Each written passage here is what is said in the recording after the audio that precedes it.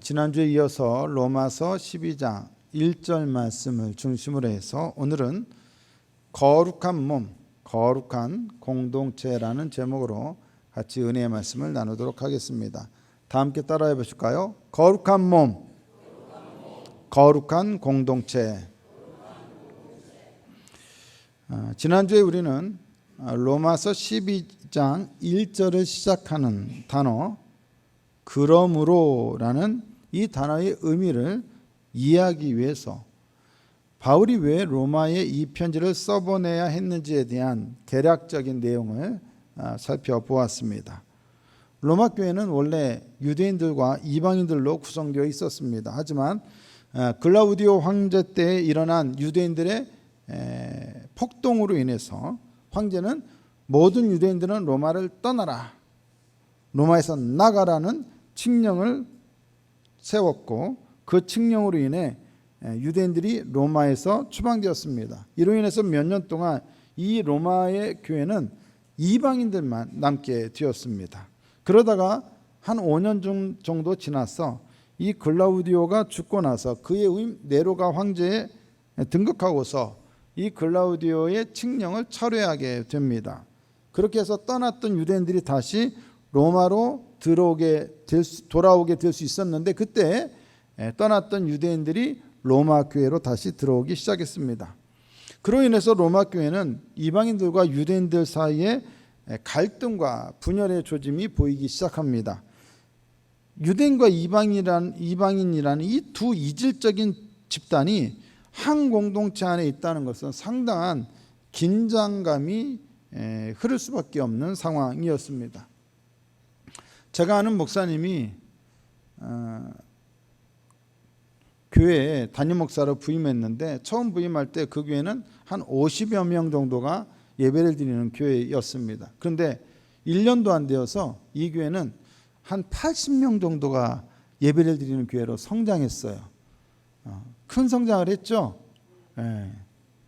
우리 교회는 그 정도는 넘으니까 그렇게 중요한 큰 성장이 아닌 것처럼 보일지 몰라도 여러분 교회에서 1명, 2명 느는 건 굉장한 큰 성장이에요.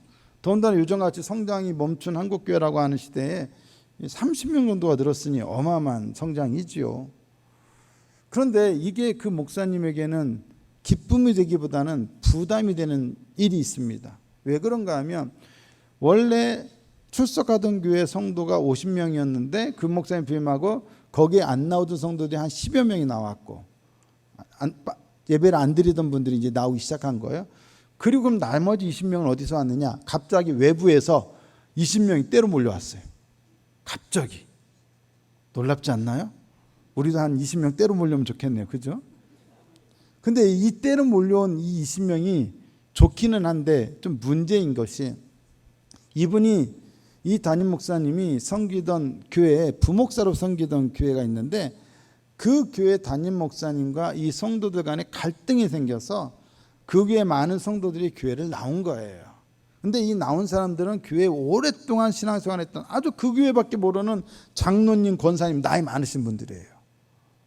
근데 이분들이 교회를 오랫동안 그 교회만 섬기고 그 교회만 알던 분들이 나왔으니 이 교회 저 다녀보긴 해도 정착이 안 돼요. 맨날 떠돌아다녀요. 그런데 자기 교회 부목사로 사역하던 분이 어떤 교회로 담임 목사로 가니까 이분들이 자기가 잘 아는 목사님 아닙니까? 또 친하게 지냈으니까 그 교회로 몽땅 20여 명이 몰려간 거예요. 그래서 이 교회 안에는 어떻게 돼요? 두 이질적인 집단이 갑자기 형성이 되는 거예요.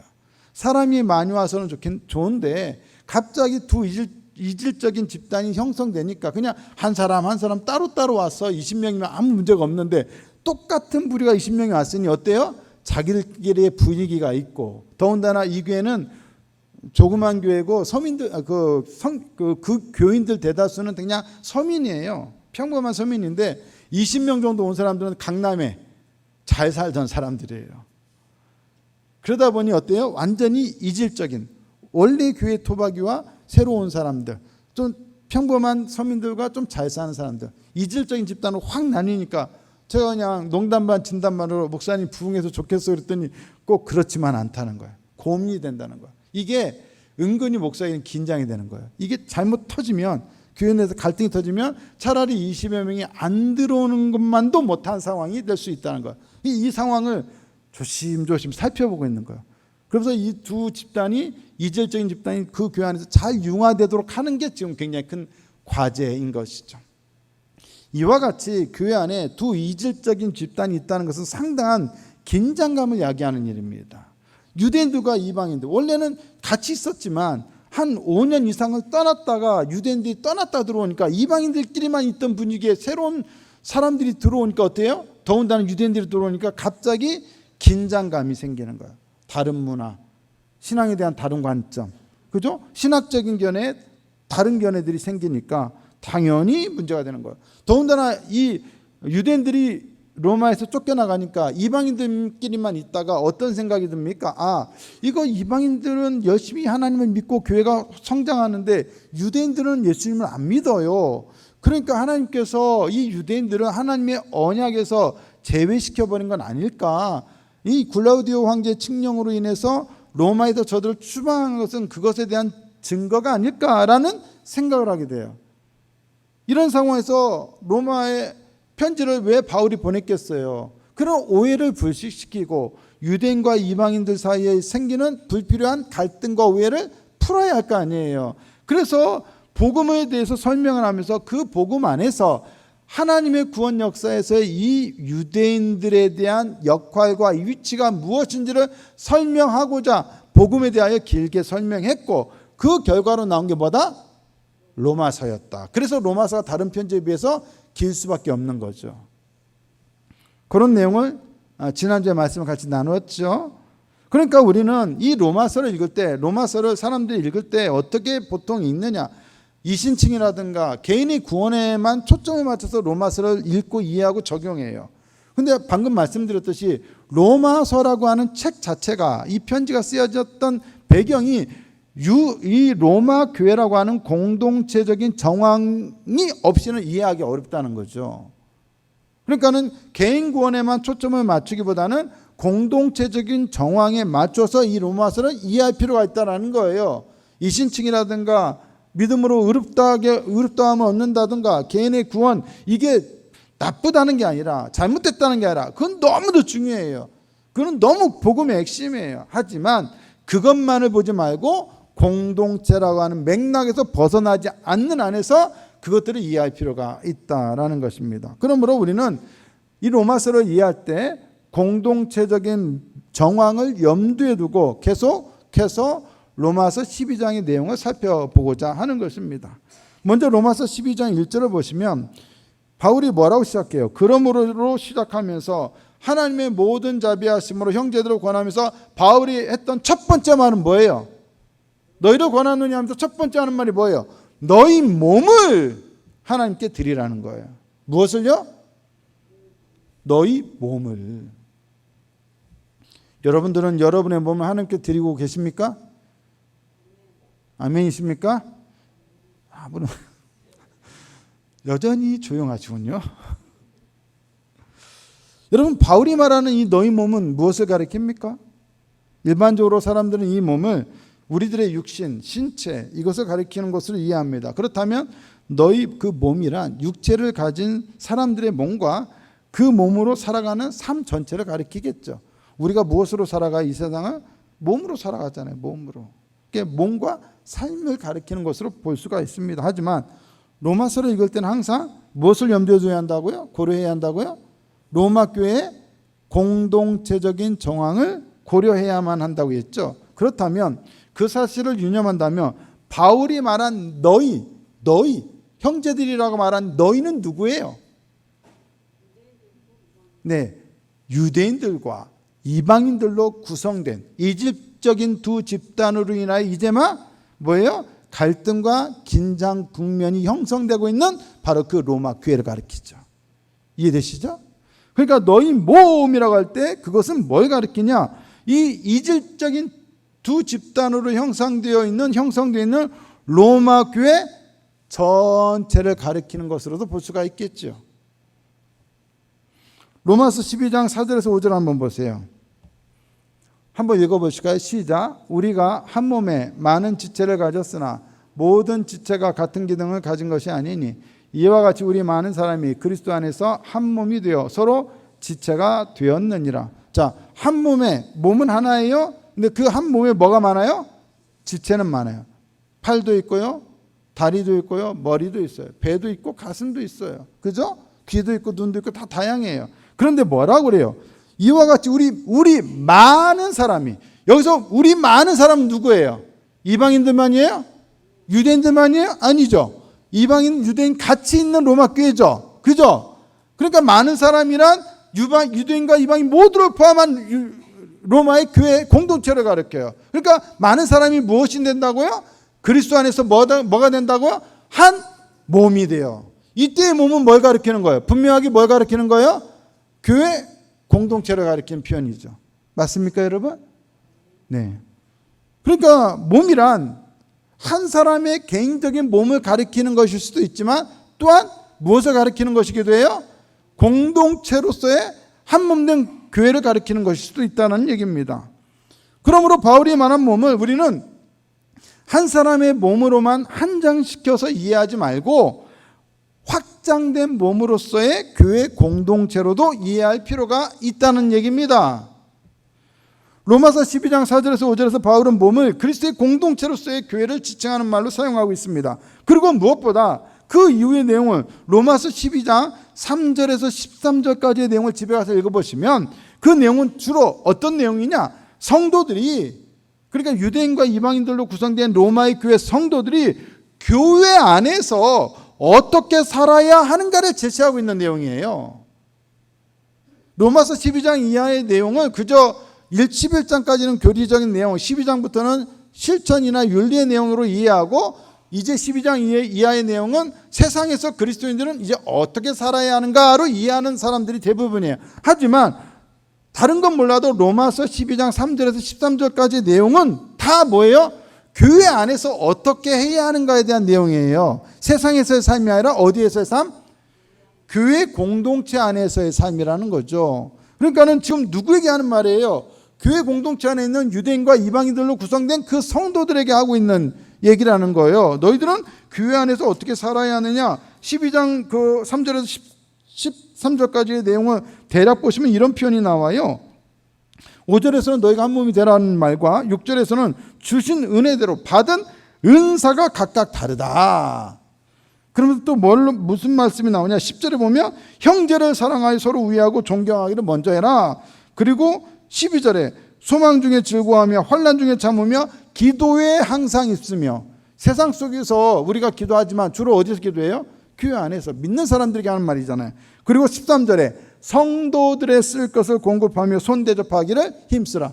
당연히 교회 안에서 해야 할 일들이 있죠.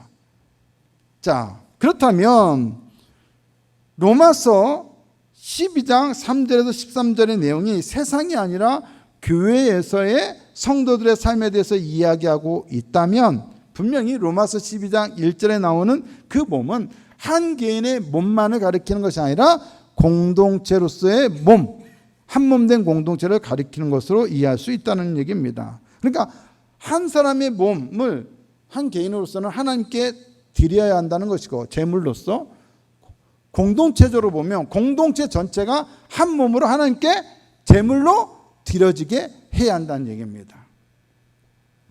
더군다나 이 몸이라고 하는 말이 원문에서는 복수로 사용되고 있어요.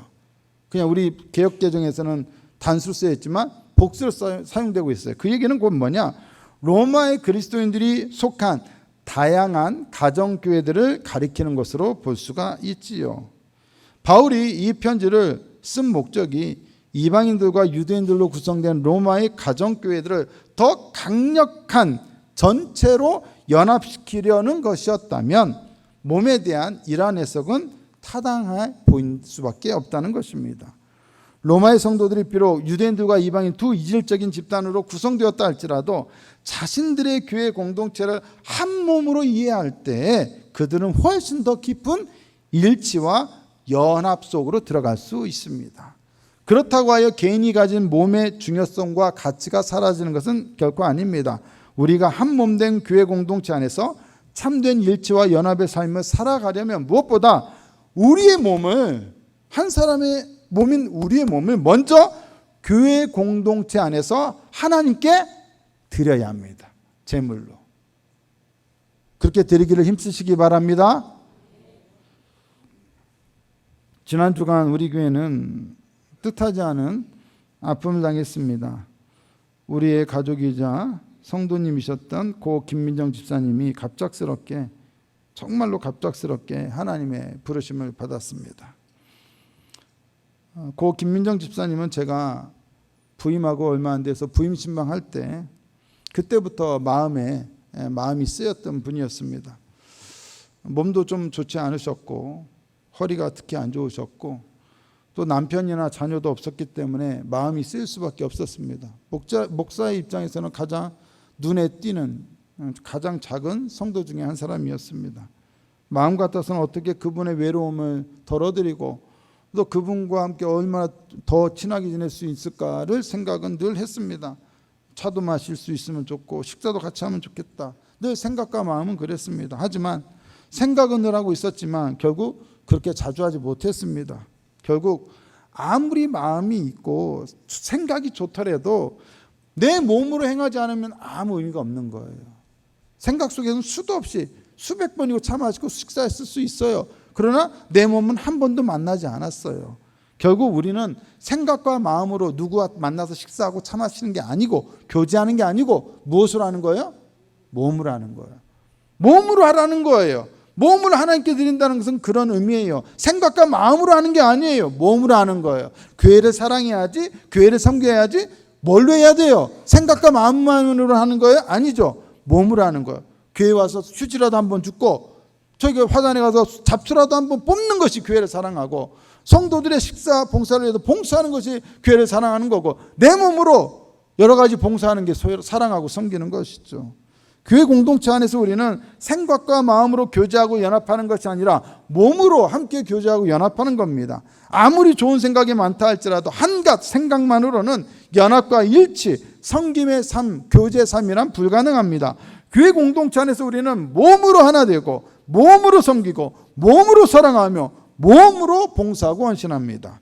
특별히 고 김민정 집사님의 장례식에 많은 성도님들이 얼마나 많이 참여했는지 모릅니다. 그것 때문에 참 감사하고 기쁩니다.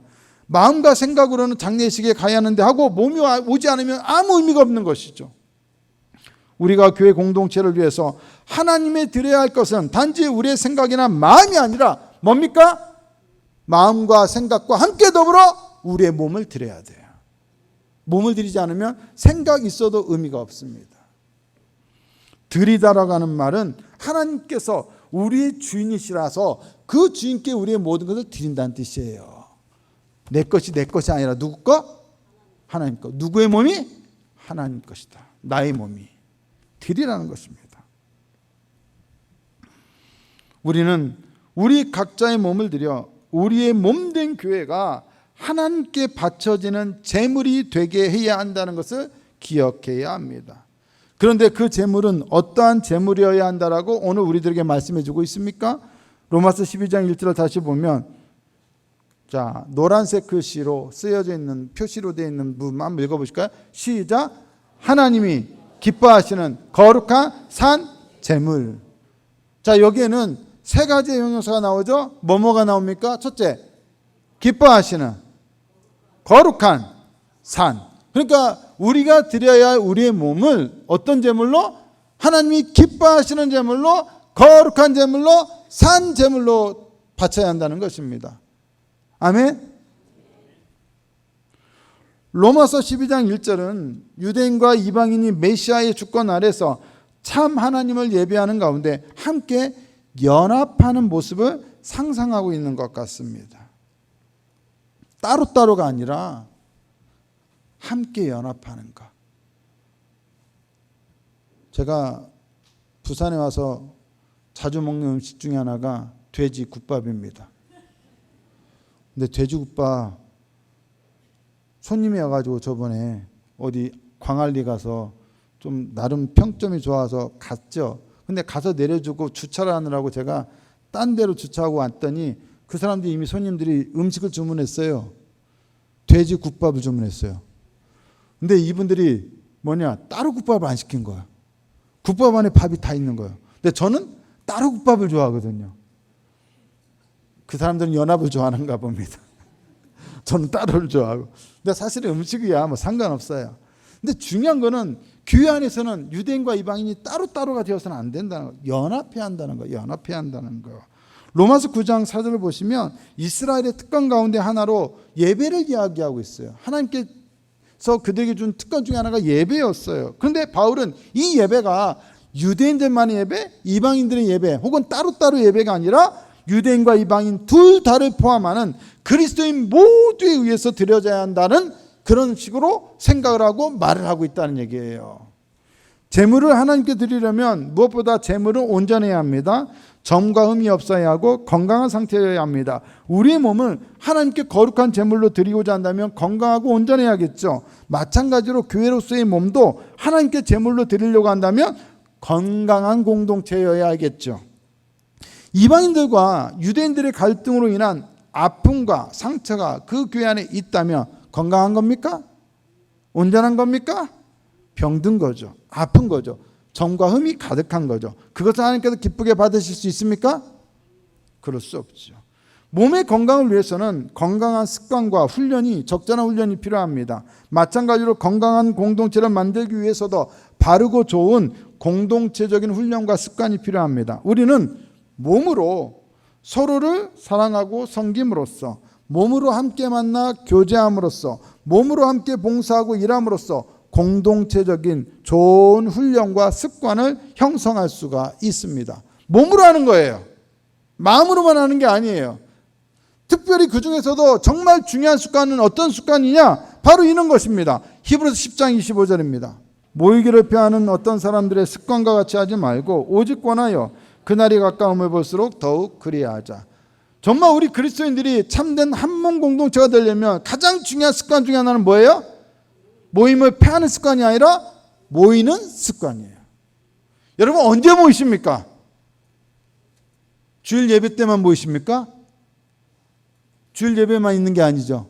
예배도 다양하죠. 모여야 합니다. 그리고 예배 때만 모입니까?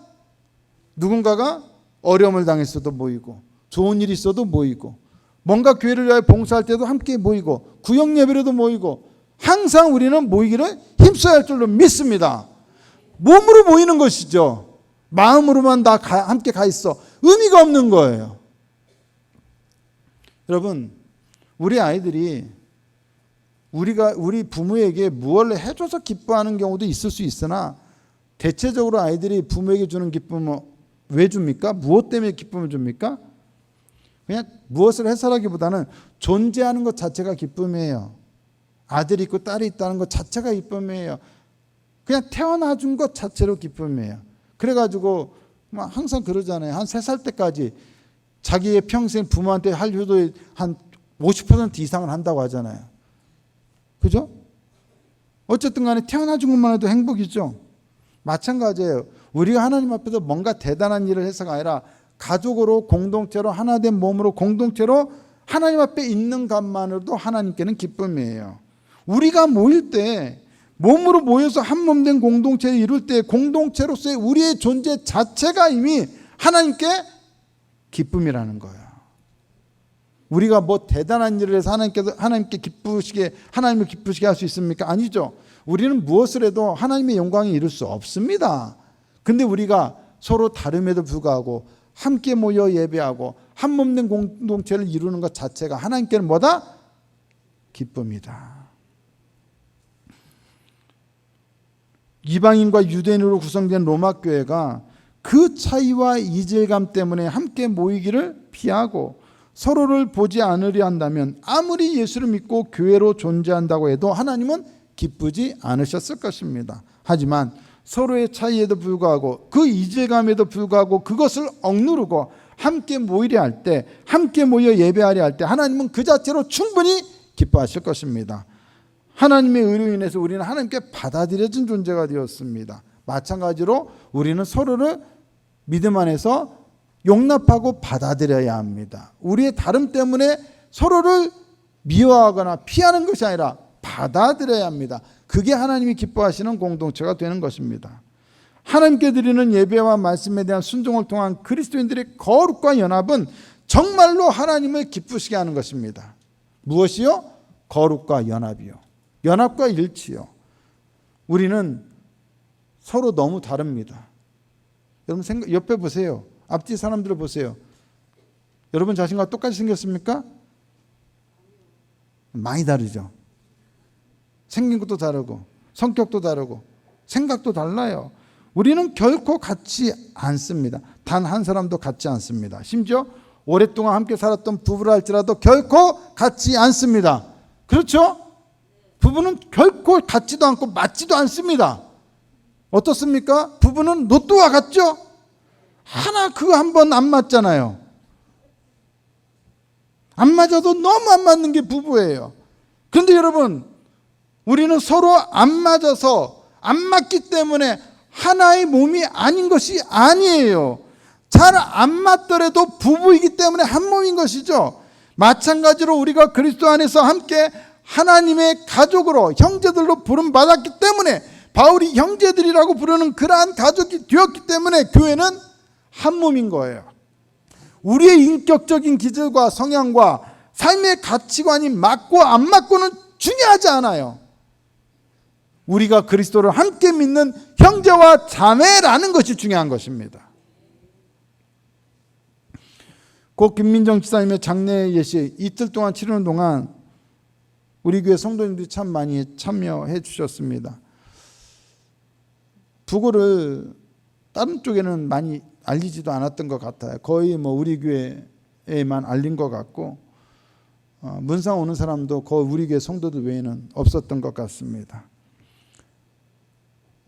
그분의 가족이 없잖아요. 우리 교회는 유족이 다 믿지 않는 분이고 우리 교회 다니는 사람도 없고 딸랑 그냥 그 김민정 지사만 우리 교회 다니셨는데도 성도님들이 많이 참석하셨어요. 마치 내 가족 일인 것 마냥 성도님들이 열심히 참여해 주셨어요. 목사로서 참 기뻤어요. 이게 가족의 모습이지, 이게 형제의 모습이지, 이게 자매의 모습이지. 여러분, 목사가 볼 때도 이렇게 기쁜데 하나님이 보실 때 얼마나 기쁘실까요? 이렇게 함께 모인다는 것 자체가 가족처럼. 예전에 옛말에 그런 말 있지 않습니까? 정승집 개가 죽으면 문전이 닳고 닳을 정도로 문상객이 줄을 서지만 막상 정승이 죽으면 개미 새끼 한 마리도 구경하기 힘든 게 세상 인심이라는 거. 김정쌤 말고 우리 교회 다니는 가족이 없어요. 고인의 유족이 우리 교회에 한 명도 없고 그 가족을 아는 사람이 한 명도 없는데도 우리 성도님들은 슬픔 가운데 고인을 사랑으로 떠나보내고자 하는 마음으로 함께 보였어요. 어떤 누군가는 그러더라고요. 우리 교회 최근에 장례식장 중에 가장 많은 성도들이 참여한 것 같다고. 제가 정확하게 인원을 세보지 않아서 그런지 아닌지는 모르겠는데 최소한 제 기억상 제가 와서 벌써 장례를 많이 치렀거든요. 근데 그 중에 분명히 탑 3 안에는 들어갈 정도로 많았어요. 정말 많았어요. 근데 솔직히 우리 현실적으로 그 김민정 지사님 돌아가셔서 우리가 같이 참여한다는데 나중에 우리 가족 중에 누구 어떤 일이 당한다고 그 가족 중에 우리 와줄 사람 없잖아요. 내가 조의금 내준다고 조의금 내줄 사람 없잖아요. 그런데도 성도님들이 가셨어요. 왜요? 가족으로 생각했기 때문이죠. 내 가족이라 생각했기에 가능한 일이에요. 그런데 바로 그것이 하나님을 기쁘시게 한다는 거예요. 가족이란 다른 데서 기쁨을 누리는 것이 아니라 함께 하는 것만으로 기쁜 겁니다. 무엇을 해서가 아니고 무엇을 이루어서도 아닙니다. 그저 함께함이 기쁩니다. 우리는 그렇게 함으로써 하나님께서 기뻐하시는 몸된 교회 공동체가 되어야 할 것입니다. 예배 가운데 함께하고 봉사 가운데 함께하고 섬김 가운데 함께하고 기쁨 가운데 함께하고 식사 교제 가운데 함께하고 이렇게 함께함으로써 우리는 하나님께도 기뻐 받으실 만한 재물이 되어야 할 줄로 믿습니다. 두 번째는 거룩한입니다.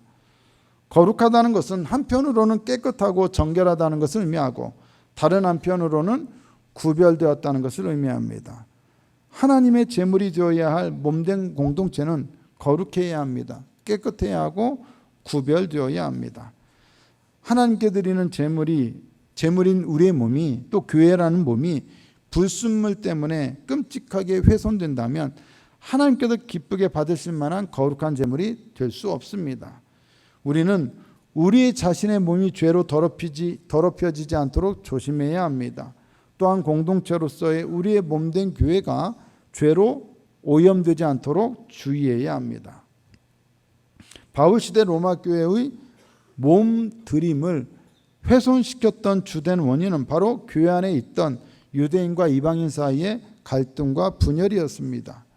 교회 안에 권력 다툼이나 부패, 인간관계의 고통과 상처, 대립과 반목 등은 교회된 몸을 하나님께 드리는 일을 훼손합니다. 방해합니다.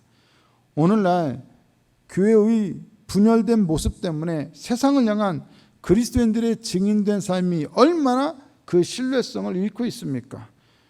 교회를 향한 큰 위기 중에 하나는 외부의 박해입니다. 외부의 박해는 교회를 넘어뜨리는 큰 위기입니다. 하지만 외부의 박해보다도 더 큰 교회의 위기는 바로 교회 내부의 갈등입니다. 인간관계의 상처입니다. 이것은 교회를 더 큰 위기로 몰고 갑니다. 오늘날의 현실에서 교회가 넘어지고 쓰러지는 대다수의 이유는 무엇 때문입니까? 외부의 환난이나 박해나 핍박 때문입니까? 아니면 교회 내부의 갈등과 다툼 때문입니까? 대다수는 교회 내부에서 일어난 이 갈등과 다툼 때문에 그렇습니다.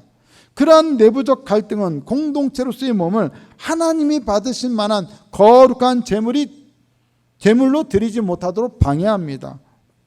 그리고 그것 때문에 대부분의 교회는 하나님의 의도하시는 교회가 되지 못하고 아픔을 겪습니다. 이러한 갈등과 문제가 가져오는 가장 큰 문제는 이 공동체 가운데 역사하시는 하나님의 능력을 잃어버린다는 것입니다. 그 능력을 상실한다는 것입니다. 능력 있는 공동체가 되지 못한다는 것입니다. 아무리 외쳐도, 예수 믿으라 외쳐도 그 교회의 모습을 보고 사람들은 교회를 나갈 생각을 하지 않습니다. 몸이 아무리 건강해도, 건강을 아무리 크다 할지라도, 건장하다 할지라도 건강을 잃으면 어떠한 힘도 쓸 수 없습니다. 병상에 누워있는 사람이 아무리 체구가 크고 한때 힘 좀 썼다 할지라도 병들어서 누워있는 한 어떠한 힘도 쓸 수 없습니다. 교회가 크고 작고의 문제가 아닙니다. 병든 교회는 능력을 상실합니다. 세상을 향하여 외치는 그 증언의 신뢰성을 완전히 상실해버립니다. 오늘날 많은 교회들은 내부적인 갈등과 분열로 병이 들어 있습니다. 거룩한 공동체가 되는 것이 아니라 각종 인간적인 다툼과 갈등과 분쟁의 죄로 인해 더럽혀지고 오염되었습니다. 깨끗하다는 의미로서의 거룩의 의미도 상실되었고 구별되었다는 의미로서의 거룩의 의미도 찾기 힘듭니다. 깨끗하기는커녕 죄악으로 오염되고 더럽혀진 이 세상이 보아도, 세상 사람들이 보아도 더럽고 추악하며 하나님을 위하여 구별된 것이 아닌 마치 지들끼리 싸우기 위하여 태어난 것 마냥 교회 안에서 싸우기 위하여 마치 선정된 전쟁터와 같습니다. 로마 교회도 얼마든지 갈등과 분열로 인해 전쟁터가 될 수도 있었습니다. 바울은 그러한 일을 미리 예감하고 그들의 연합과 일치를 위해 복음이 무엇인지를 장황하게 설명하는 편지를 보내야 했던 것입니다. 그들이 정말로 바울이 설명한 복음을 믿는다면 그 복음은 유대인과 이방인의 차이와 이질감을 극대화시키는 것이 아니라 도리어 해소하고 그 둘 사이를 화목하게 만듭니다. 그들이 진정 바울이 설명한 복음을 이해했다면 그들은 결코 서로 다름을 공격하거나 그것 때문에 분열해서는 안 되며 오히려 그러한 다양성을 하나님의 몸된 공동체로서의 교회의 당연한 특성으로 받아들이고 인정해야 합니다. 대부분의 사람들은 다르다는 것 때문에 서로를 오해하고 불신하고 적대하기까지 합니다. 하지만 다르다는 것은 결코 틀렸다는 것이 아닙니다. 교회 안에는 서로 다른 존재들이 너무 많습니다. 부부 간에도, 혈육 간에도, 친형제 간에도 다른 게 너무 많은 게 현실인데 어떻게 생판 남남 사이가 서로 같을 수 있습니까? 공동체 안에서 우리는 서로 같음을 추구해서는 안 됩니다. 아무리 유유상종이라 하지만 그렇게 되면 교회 공동체는 끼리끼리 모여 결국 여러 조각으로 찢어지고 조각 나버리고 말 것입니다. 이방인들은 이방인들끼리만, 유대인들은 유대인들끼리만 모인다고 상상해 보세요. 그 모습이 온전한 몸된 교회의 모습일 수 있겠습니까? 거룩한 공동체는 서로 다름 때문에 다투는 것이 아니라 그 모습 그대로를 가지고 하나님께 함께 나아가는 것입니다. 유대인들어 이방인처럼 살라 할 것도 없고 이방인들어 유대인처럼 살라 할 것도 없습니다. 그냥 자신의 모습 그대로 나아가 한 몸이 되는 것입니다. 있는 모습 그대로를 존중하고 이해해야 합니다. 아멘이십니까?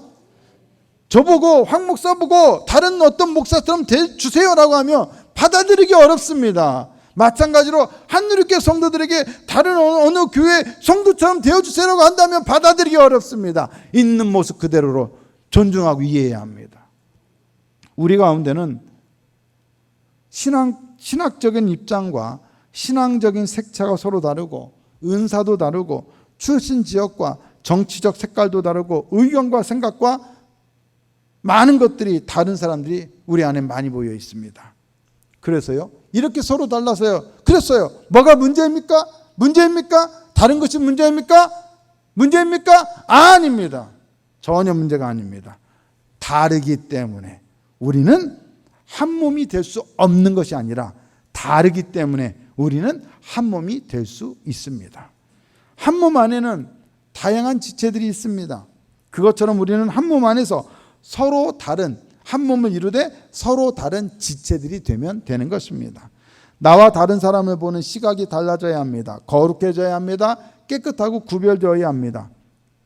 세상은 다르면 죽이려고 하고 파괴하려고 하고 적대시하지만 교회는 그것과는 달라야 합니다.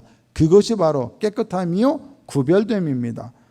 여당을 지지하고 야당을 지지하는 것 때문에 우리의 한몸됨이 훼손된다면 차라리 정치 이야기를 하지 마세요. 차라리 정치 이야기를 꺼내지 마세요. 서로 다르다는 것을 말하면서도 다투지 않고 다양성을 존중할 수 있다면 모를까? 그렇게 건전한 토론과 논의가 이루어질 수 있다면 모를까? 그렇지 못할 거라면 차라리 분쟁의 씨앗을 굳이 만들 필요가 없는 것입니다. 세상은 당신이 나와 같기 때문에 당신과 함께하고 싶습니다 라고 말하지만 우리는 그렇지 않습니다. 오히려 우리는 당신이 나와 다르기 때문에 당신과 함께하고 싶습니다 라고 말해야 합니다. 다르기 때문에 당신을 존중합니다. 다르기 때문에 당신은 나의 형제요 나의 자매입니다 라고 말해야 합니다. 아멘이십니까? 우리 옆 사람에게 한번 연습하겠습니다. 당신과 다르기 때문에 당신은 나의 형제요 자매입니다. 같이 한번 이야기해 봅시다.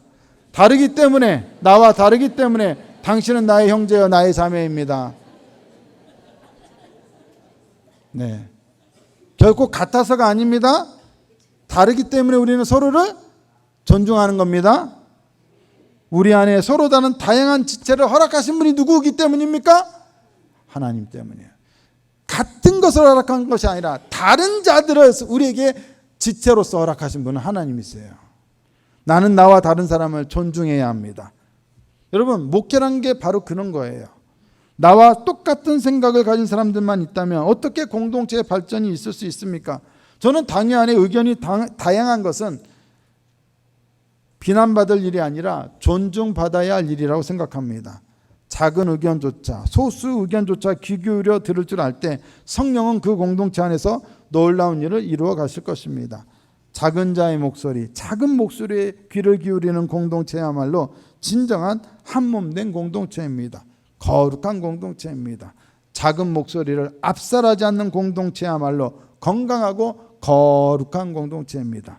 나와 다름을 인정하고 그것을 오히려 기쁘게 여기는 사람들이 이루는 공동체야말로 진정으로 거룩한 공동체입니다. 앞으로 여러분이 우리 교회에서 신앙생활하다가 나와 너무 다르다는 것을 발견했다, 누군가가. 그러면 어떻게 해야 돼요? 저 사람 이상해가 아니라 오히려 그때 어떻게 해야 돼요? 기뻐해야 돼요. 아, 나와 다른 사람을 나에게 지체로 허락하셨구나. 아멘. 그렇게 되기를 축복합니다. 마지막으로는 산입니다. 산 제물이라는 말은 사실 역설 그 자체입니다. 왜 그렇죠? 제물이란 본래 어떻게 바치는 겁니까? 죽여서 바칩니다. 그죠? 그래서 바쳐진 모든 제물은 살아있지 않고 죽은 상태이기 때문에 산 제물이란 모순이에요. 역설이에요. 존재하지 않아요. 그런데 그것을 우리보다 더 잘 알 사람이 누구예요? 바울이에요. 그런데도 바울은 산 제물로 우리 몸을 드리라고 권고하고 있습니다. 무슨 의미입니까? 우리는 어떠한 의미에서 살아있는 제물이 될 수 있습니까? 몸으로 살아가는 우리 모든 존재는 자신의 욕망과 탐심 때문에 다른 사람들과 갈등을 빚을 수밖에 없습니다. 하지만 우리의 욕망과 탐심을 죽일 수 있다면, 나의 고집과 아집을 죽일 수 있다면, 나의 편견과 선입관을 죽일 수 있다면, 즉 나를 철저하게 죽일 수 있다면, 그로 인해 우리가 속해 있는 공동체, 즉 몸된 교회는 성령이 살아 역사하는 살아있는 공동체가 될 것입니다. 우리는 우리 자신을 죽임으로써, 나의 자아를 죽임으로써 우리 공동체가 살아있는 공동체, 즉 하나님께 살아있는 제물, 산 제물이 되게 할 수 있습니다. 또한 나 자신을 죽이고 기꺼이 공동체의 다른 형제 자매들을 위해 헌신하고 봉사하고자 할 때 우리의 공동체는 살아있는 몸이 될 수 있을 것입니다. 우리는 우리 자신을 죽인 제물로 바칠 때 우리의 몸된 교회가 하나님께 산 제물로 바쳐지는 이 역설적인 진리를 발견하게 될 것입니다. 목회를 하면 할수록 목회란 자신을 죽이는 일과 같다라고 생각이 됩니다. 자신을 죽이지 못하면 목회가 될 수 없습니다. 얼마나 다양한 생각과 의견들이 교회 공동체 안에 사람들 가운데 넘쳐납니까? 그 중에는 제가 수용하고 받아들일 수 있는 것도 있고 도무지 그렇게 하기 어려운 것들도 있습니다. 어떻게 해야 합니까? 결국 나 자신을 죽여야 합니다. 예전에도 말했지만 어떤 목사가 신방을 갔더니 밥을 차려주더라는 거예요. 많이 먹었어요? 맛있게 많이 먹었어요? 그랬더니 뭐라 그래요? 우리 목사 많이도 먹더라 그러더래요. 참 많이 먹대. 그래서 다른 그 얘기가 들려와요. 그래서 딴 집에 신방 갔어요. 그래서 어떻게 했어요? 일부러 절제하면서 적게 먹었어요. 그랬더니 차려줬더니 제대로 먹지도 않더라 그러더래요. 여러분, 사람마다 입장이 다 달라요. 생각이 달라요. 목사는 결국 어쩔 수 없어요. 이 얘기도 듣고 저 얘기도 들어요. 똑같은 상황인데 누구는 좋다고 그러고 누구는 싫다고 그래요. 그렇지 않습니까? 모든 것이 이와 같아요. 목회하다 보면 다 그래요. 설교만 해도 그래요. 누구는 설교가 은혜롭다고 그래요. 근데 은혜롭다는 말과 함께 또 누구는 뭐 길다, 어렵다, 은혜가 안 된다. 얼마든지 그럴 수 있어요. 그러면 여러분 어떻게 해야 돼요? 누구 장단에 발을 맞춰야 돼요? 춤을 춰야 돼요? 뭘 하면 뭘 한다고 비난하고 뭘 안 하면 뭘 안 한다고 비난할 수 있어요.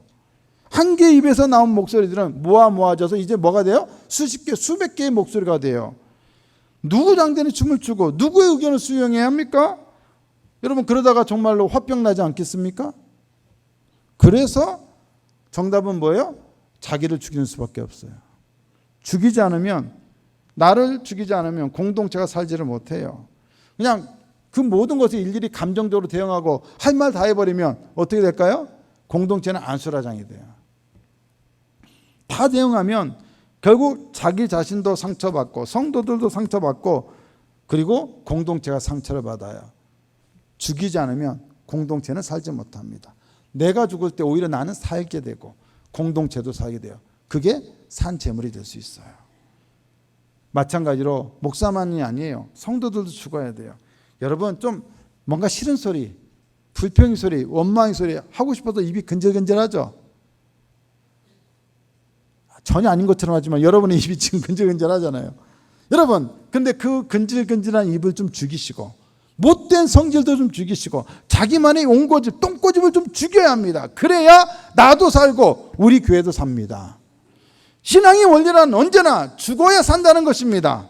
그리스도인의 삶의 신비는 자신을 기꺼이 죽일 때, 자신을 포기할 때 비로소 우리 자신을 하나님께 드릴 수 있다는 것입니다. 그러한 드림을 통하여 우리는 공동체 가운데 충만한 생명력을 경험할 수 있습니다. 우리의 몸된 교회가 하나님 앞에 산 제물이 된다는 것을 경험할 수 있습니다. 산 제물은 언제나 제물이 살아있으면 그 산 제물을 제단에 놓으면 어떤 일이 발생할까요? 그 제단에서 살려고 기어 나오는 일이 발생해요. 우리가 온전히 죽지 않으면 자꾸 기어나오려고 그래요. 내 성질이 기어나오고 내 성깔이 기어나오고 내 생각과 내 고집이 기어나오려고 그래요. 그러다가 어떻게 돼요? 서로 충돌하죠. 어떻게 돼요? 다 죽는 거예요. 하지만 우리가 철저히 재단에서 나 자신을 죽이고 우리 자신을 죽이면 우리는 그때야 비로소 산 제물이 될 수 있어요. 그리고 그때야 우리 교회는 한 몸 된 우리 교회는 산 제물이 될 수 있습니다. 그렇게 하여 하나님께 대한 헌신과 서로에 대한 헌신을 우리는 지속적으로 새롭게 할 필요가 있는 것입니다. 결론적으로 로마서 12장 1절을 보시면 이렇게 우리가 산제물로 드리면 이것이 뭐라고 말씀합니까? 이는 너희가 드릴 영적 예배니라. 여기서 영적이란 말은 진짜 신령하다, 영적이다 이런 의미가 아니라 사실은 뭐예요? 합당한, 마땅한, 합리적인, 적절한, 적당한 이런 뜻입니다. 영어로 하자면 리저너블이래요. 리저너블.